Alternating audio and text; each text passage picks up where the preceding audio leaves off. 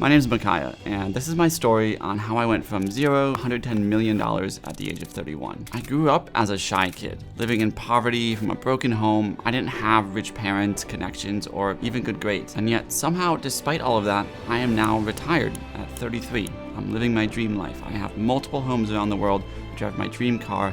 Me and my wife go on these incredible vacations whenever we want. So what I want to do is walk you through my journey and answer the big question. How did a kid with nothing achieve everything he ever dreamed of, and how can you do it too? So my story starts with me being born to hippie parents in a small town in New York called Ithaca. And one of the major events that would shape my life happened when I was just 4. My parents got divorced and my mom actually declared bankruptcy. And so early on, I would spend my time living with my mom and then my dad. My mom was a barista at a coffee shop, and we didn't have money for like babysitters or daycare or anything like that, so I would literally just sleep in the back of the coffee shop while my mom worked. And then when I was with my dad, one of my early formative memories was we'd go to the soup kitchen for food. We didn't have enough money for food, and I just remember feeling this immense sense of shame every time we went there.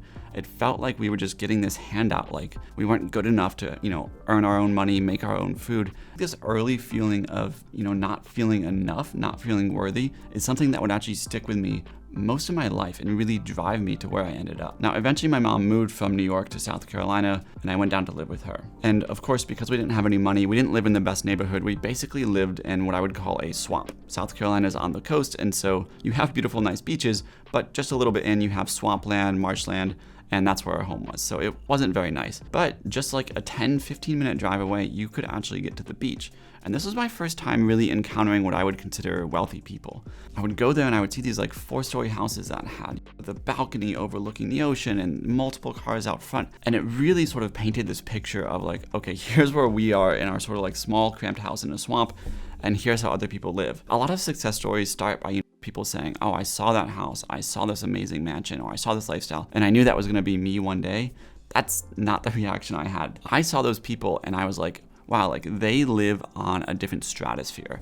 There's clearly like different classes, different types of people, and I'm just not one of them. And I never actually thought that I would get there. To me, dreaming that I could one day achieve what I've achieved now, or have that home on the beach or anything, is about as realistic as dreaming that one day I'd wake up as the Prime Minister of China. It just like wasn't even possible for me to think that thought and dream those dreams at that young age. And it really would take me many, many years to even start to believe that I could achieve more than I was born into. Now, as I grew up, school was always rough for me. One, because I just hated class, I hated going to class, I hated doing the homework, I hated the tests, but also we moved around a lot. You see, as my mom started to build skills and earn a little bit more income, basically every year or two, we would move to a new home. We were moving from like the worst and cheapest homes to like slightly nicer homes. But as a result of moving around so often and being a shy kid, I didn't really have a lot of friends. And so my escape became video games. And I didn't realize it then, but this obsession actually with technology and computers would one day lead to so much success in my life. I think early on,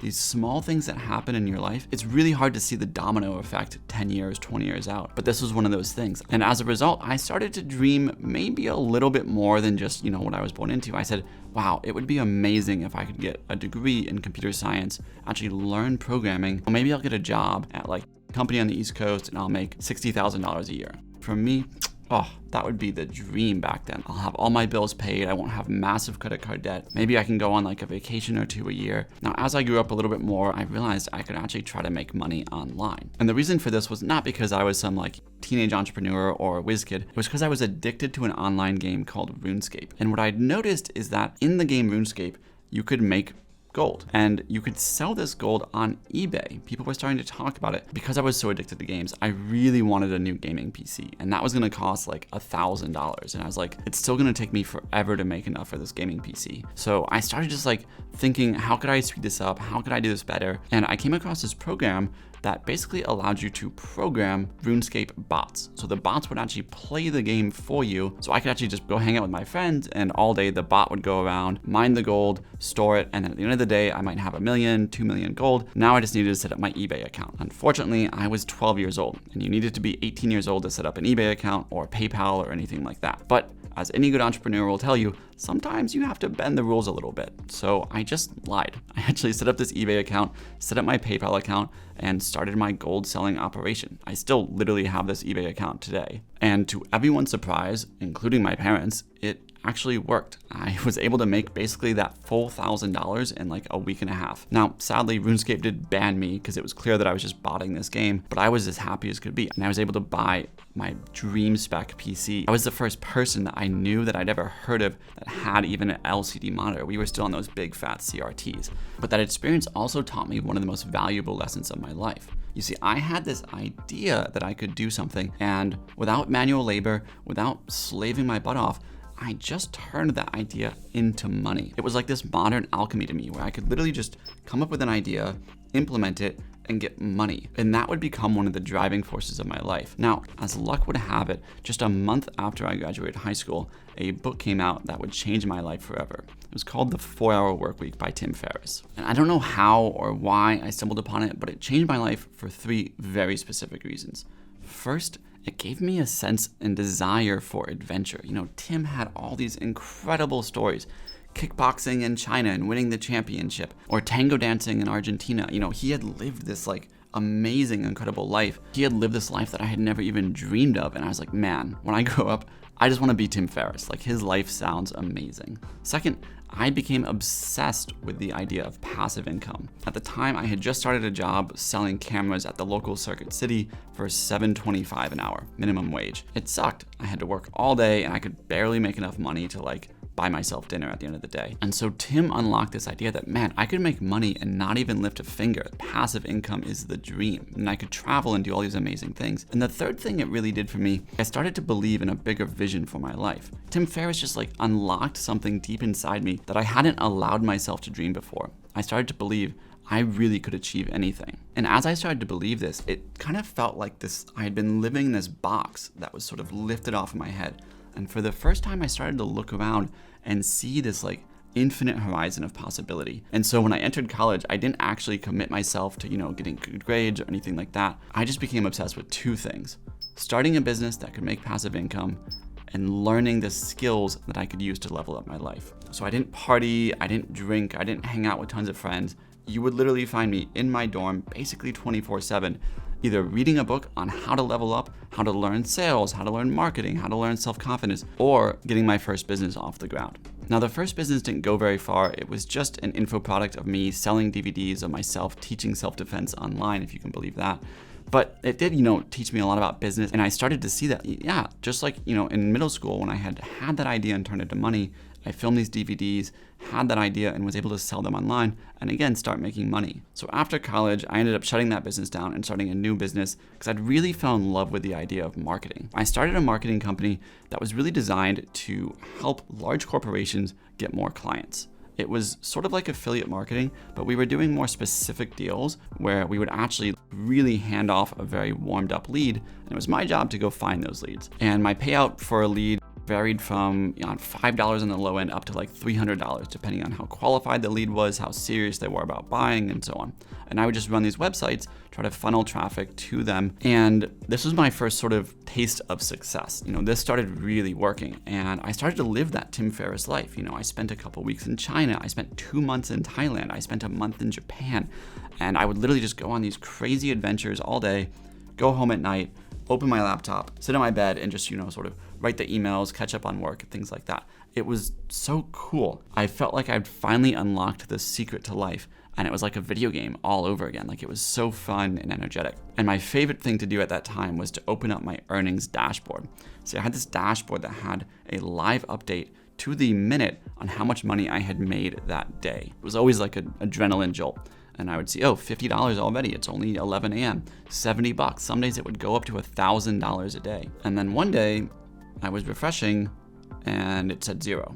And I refreshed again, 0. And, by the afternoon, 0. And I knew something was horribly wrong. But when I got home, it was worse than I could have ever imagined. See, my businesses mostly relied on ranking for different keywords. I had literally ranked for thousands of keywords on Google across all my different websites. And it wasn't because I was doing illegal or shady things. At the time, it was just I was using different tactics to rank for these websites, and Google decided they didn't like that. So they just banned them. I had no way to complain, no one to contact. My success and my business was just wiped out overnight. While I was extremely mad at the time, it taught me two extremely valuable lessons in business. The first was never build a business that has a single point of failure. You see, my entire business just relied on Google search rankings.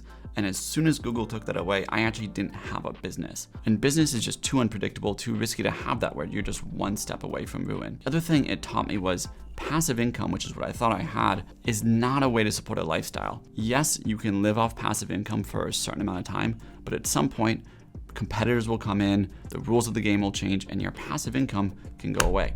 And when it goes away, it often takes very long to build it back up. And in the meantime, you have no income, therefore you really have no life. Like, I couldn't do anything. I was just flat out broke. Now, thankfully, around this time, I'd also stumbled on a different way to build wealth. It was called FIRE. The FIRE movement stands for Financial Independence, Retire Early. And the idea was, rather than trying to build this like basic passive income stream that would allow you to just live off that earnings forever, you wanted to build essentially a money machine, an investment portfolio that prints money for you 24/7 while you do 0 hours of work. And I realized that this was actually what I was missing. I didn't want passive income. I wanted just income without working. And so right then I committed not to try to build another passive income business. I wanted to build a business that could actually build a large nest egg for myself that I could invest and then live off of forever. And as I studied different ways to do this, I saw this really incredible thing happening in SF.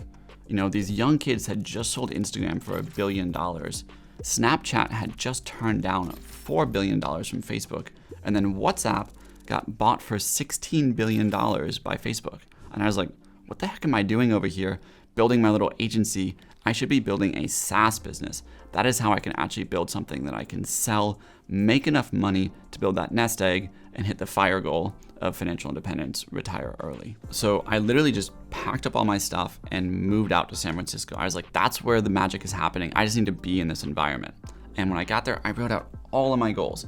This is how much money I want to be making. These are the friends that I want to have. These are the apartments that I want to live in. These are the cars I want to drive. I figured out how much all it would cost. And I came up with a number at the time that I thought was $5 million. I was like, if I can make $5 million, 6% of that a year is $300,000. I'll be set for life. I started looking at like, what business can I build? I looked at food delivery. I looked at like software for farms and nursing homes. I looked at e-commerce businesses. I looked at all these different style businesses and ultimately came up with the idea, I want to build software for car dealerships. And the reason being was simple. Car dealerships are really old, but they sell more than $1 trillion of cars every year. So I figured if I build something in that space, it shouldn't be that hard to get to $5 million. Like, it's such a massive market. And so as I was going through these ideas, my best friend and ultimately someone who became my first advisor in the business, his name was Ralph, said, listen, man, you've got to get a co-founder if you want to take this seriously.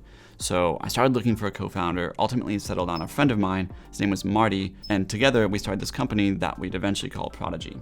The idea early on was pretty simple. Car dealerships sell a ton of cars and they run all these ads to find people to buy cars, but they're doing it blindly. So what if we could build software that helps them run ads more effectively? I think there's something in there. I think they'd pay us some good money. So we went all in on this idea. We both had about $45,000 saved up, which in San Francisco doesn't get you very far, but we were committed to making this work. And thankfully, because we didn't have enough time or money to actually build the full platform and then try to sell it, we started going out to dealerships and selling it before we ever built a thing. And that was so valuable because no one bought it. No one wanted what we were building. There were other solutions in the market that we had just completely ignored because we were bad at this. And we didn't realize that, like, yeah, the dealerships pay a lot of money for advertising, but they're generally already kind of happy with what they're doing. They don't think that there's a massive problem. So we had basically started this company that no one wanted. Okay, they don't want to buy that, but it's still a big market. They must want something. So we went back to the dealerships and we said, hey, like, if you could wave a magic wand and change anything in your business, what would it be? And this theme started to emerge where they were saying, like, well, what if people could just buy the cars online? You know, I have all these sales staff and finance managers and so on. It'd be nice if customers could just buy the cars online. It would cut my costs down. Customers would be happier. So we went out and started selling again this idea, we can help you sell cars online. We showed them screenshots. We didn't build anything. Lo and behold, we actually ended up getting 22 dealerships to pay us roughly $1,000 a month for this software. We started expanding the team. We actually raised $1 million. We had these 22 customers paying us $1,000 a month. Life was great. And then it wasn't. As is typical in most success stories, we hit another massive roadblock. All of our customers ended up canceling. And so we went from $22,000 a month in revenue to zero basically overnight. With that crushing blow, I actually had to go in and lay off most of the team and start from scratch. But we did keep pushing forward. You know, I had this very clear vision of what I came to San Francisco to do. And over time, eventually things started to actually click. We started selling more software, fixing the issues that made customers leave, and started building a real business. But it wasn't an easy journey. I mean, some days were so soul-crushingly hard, I just wanted to quit. We had so many ups and downs, you know, competitors copying our product. A key employee once literally left in the middle of me trying to raise capital to start a competing company to me, and I had to go explain that to my investors. It was so often just an absolute nightmare. Still, one of my worst moments of building the company was one week we were down to just 3 weeks left in cash, and I went out on a roadshow trying to get investors and managed to pull off the miracle. I signed a $1.1 million contract for an investor to invest in our company. The next day I went to the office, told everybody, hey, good news, your paychecks are secured, everything's good. We went out and we celebrated, and that was a Friday. And then Monday, the investor called me and said, you know what, actually, we changed our mind. We're gonna void the contract. We're not investing. And I just remember sitting on my couch in that moment, just crying, being like, what am I doing? How do I tell the team whose paychecks I just promised were secure that now we have like 2.5 weeks less of cash? One of the things that kept me going was my wife helped me put up these pictures of all the things we were working for. Above our bed, we had these photos of multiple homes around the world, vacations that we would go on. I even had my dream car, my white Porsche 911 up there. And it was literally the first thing I would see when I woke up and the last thing I would see before I went to bed. And so it became sort of this like reminder of why all the pain was going to be worth it one day. Now, eventually things started clicking, and we grew that business from just an idea that me and Marty had to a nationally recognized business that had deals with some of the largest dealership groups in the country, as well as OEMs like Toyota, Lexus, Kia, Mitsubishi, Subaru, and we were processing about $1 billion a quarter in car sales. So we started to build a real business here. And around that time, Upstart, a publicly traded fintech company, actually came to us and said, hey, we'd be interested in buying you. And I can still remember so vividly the moment that we got that offer in writing for $110 million for our business. I showed my wife and she just burst into tears, crying with joy, because we knew that at that moment that we would get all those things on the wall. And honestly, when I look back on like that shy, poor kid that I was growing up who didn't believe in himself, didn't believe he could achieve anything, it's still so hard for me to believe where I am today. And if you're in that place where you're not happy with your life and you want to make a change, I also just filmed a video on how to completely reinvent yourself in 30 days. I'll put the link over here, so just click that and I'll see you in that video.